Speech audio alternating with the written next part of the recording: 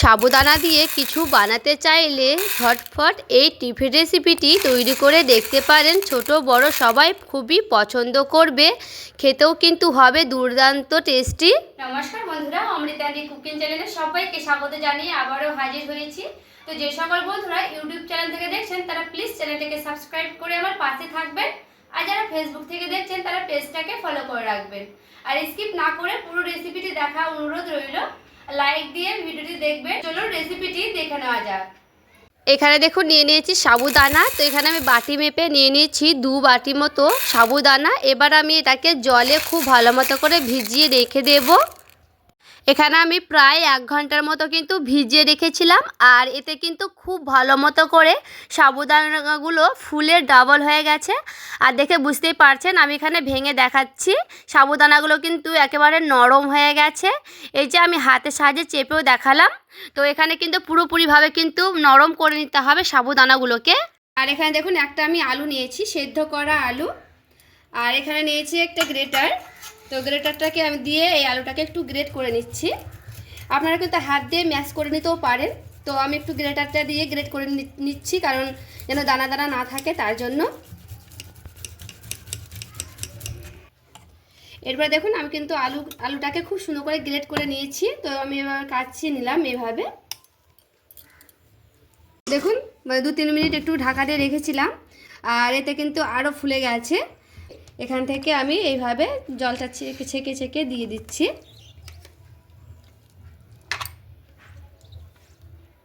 এরপর আমি সেই পাত্রটাতে ঢেলে নিলাম। এরপরে আলুটার সঙ্গে আর সেই সাবুদানাগুলোর সঙ্গে একটু এইভাবে ভালো মতো করে হাত দিয়ে আমি মাখিয়ে নিচ্ছি। একটু হাত দিয়ে মাখানোর চেষ্টা করবেন। একটু সাবুদানাগুলোকে এইভাবে একটু ভেঙে ভেঙে দিচ্ছি। আর এখানে দেখুন 1 বাটি মেপে আমি দিয়ে দিচ্ছি রুল ময়দা। ময়দা না থাকলে কিন্তু আটা দিতে পারবেন। আর দিয়ে দিচ্ছি সুজি 1 বাটি। মাপ মতো দিয়ে দিচ্ছি লবণ। সামান্য পরিমাণে দিয়ে দিচ্ছি হলুদের গুঁড়া। দিয়ে দিচ্ছি চিলি ফ্লেক্স। দিচ্ছি কাঁচা লঙ্কা। পরে দিয়ে দিচ্ছি আমি 1 চিমটের মতো হিং। এরপরে সবগুলোকে দিয়ে একটু ভালো মতো করে এইভাবে হাত দিয়ে আবারও মাখিয়ে নেব।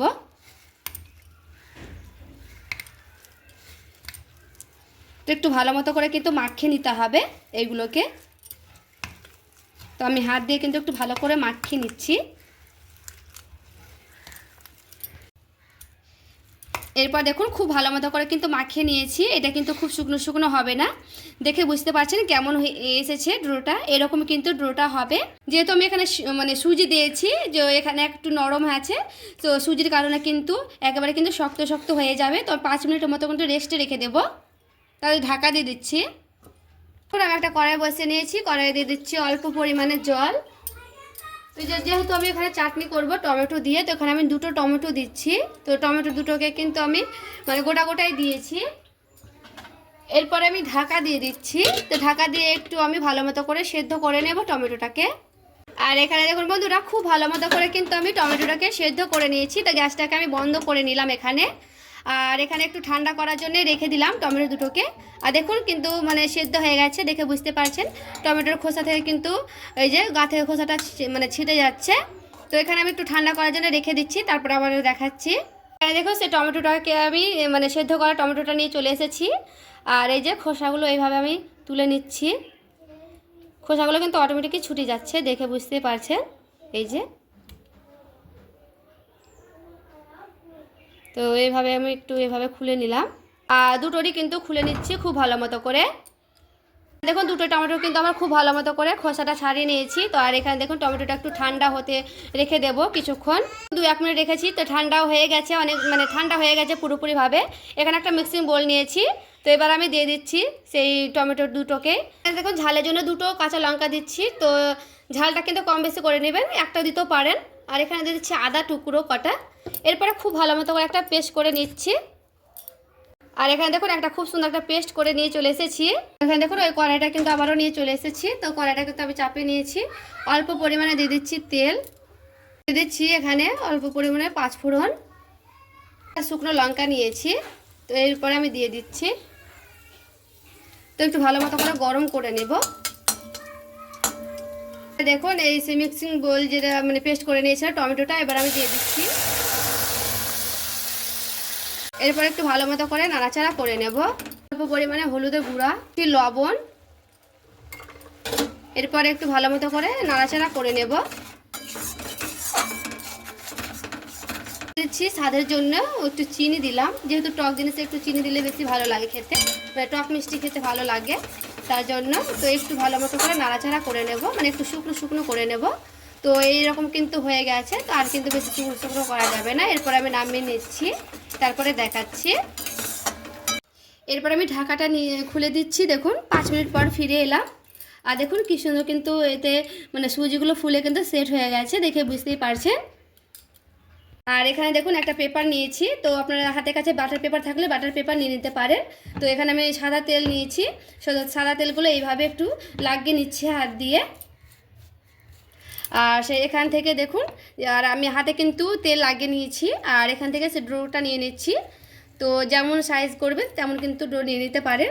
তো দেখুন এইভাবে আমি নিয়ে নিচ্ছি। তো এইভাবে আমি হাত দিয়ে কিন্তু এইভাবে করে নিচ্ছি। তো হাতে যদি লেগে যায় তাহলে কিন্তু একটু তেল লাগিয়ে নেবেন। তেল লাগিয়ে কিন্তু এইভাবে খুব সুন্দর করে গোল করে নিতে পারবেন। তো দেখুন আমি কিন্তু এইভাবে গোল করে নিচ্ছি।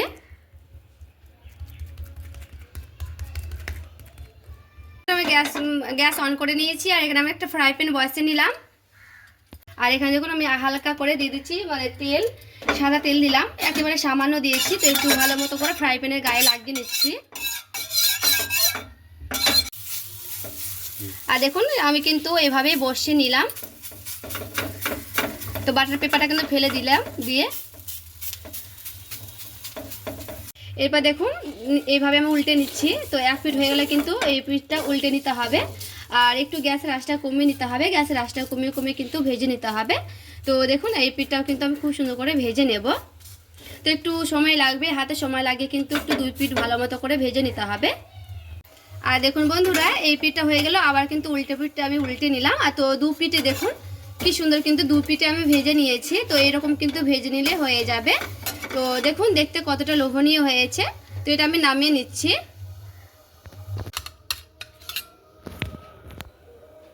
তো আমি কিন্তু ওটা বাটার পেপারে করেছি। তো আমি একটা প্লাস্টিক দিয়ে করেছি, মানে ঘরে থাকা প্লাস্টিক দিয়ে। যার কাছে বাটার পেপার না থাকবে তারা কিন্তু এই প্লাস্টিক দিয়ে করে নিতে পারবেন। তো দেখুন এইভাবে আমি করে নিচ্ছি। তো একটু যেহেতু আঠালো হয় সাবুদানা, তার জন্য কিন্তু একটু আঠালো হয়েছে। হাত দিয়ে একটু এইভাবে করে নিচ্ছি। দেখুন প্লাস্টিক থেকে এইভাবে আমি ঢেলে নিলাম। তো এইভাবে কিন্তু খুব সুন্দর হবে। তো হাত দিয়ে একটু এইভাবে আবার সাইড করে নিলাম। তো এই টিপসটা কিন্তু ফলো করতে পারেন। আর উপোসের দিন কিন্তু এইভাবে করবেন, তাহলে কিন্তু খুব ভালো লাগবে খেতে। আর দেখুন বন্ধুরা সবগুলো কিন্তু আমার করানো হয়ে গেছে। আর দেখতে দেখুন বন্ধুরা কতটা সুন্দর হয়েছে, খেতে দারুণ হয়।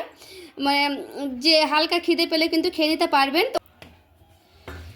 আর দেখুন দেখতে কতটা লোভনীয় হয়েছে। তো বন্ধুরা এখানে নিয়ে নিয়েছি চাটনি, টমেটো চাটনি, আর এখানে নিয়েছি আমি টক দইয়ের চাটনি। তো দইয়ের চাটনিটা আমার দেখানো হয়নি, তো কমেন্ট করে বলবেন যদি চাটনিটা দেখানো হয়, তাহলে কিন্তু পরে ভিডিওতে দেখিয়ে দেবো। আর দেখতে দেখুন কতটা সুন্দর হয়েছে। তো যে কোনো উপবাসে কিন্তু করে নিতে পারবেন। আর দেখুন ভেতর থেকে খুব সুন্দর কিন্তু সেদ্ধ হয়েছে, সফট হয়েছে, আর দেখুন কত সুন্দর নরম হয়েছে। তো বন্ধুরা এইভাবে কিন্তু চাটনি দিয়ে খেতে পারবেন, খুবই ভালো লাগে। তো বন্ধুরা আজকের এই রেসিপি কেমন লেগেছে অবশ্যই কমেন্ট করে জানাতে ভুলবেন না। আর ভালো লেগে থাকলে প্লিজ একটি লাইক করবেন, আর চ্যানেলটাকে সাবস্ক্রাইব করে আমার পাশে থাকবেন। তো দেখা হচ্ছে আরও একটি রেসিপির সঙ্গে। সবাই ভালো থাকবেন, সুস্থ থাকবেন।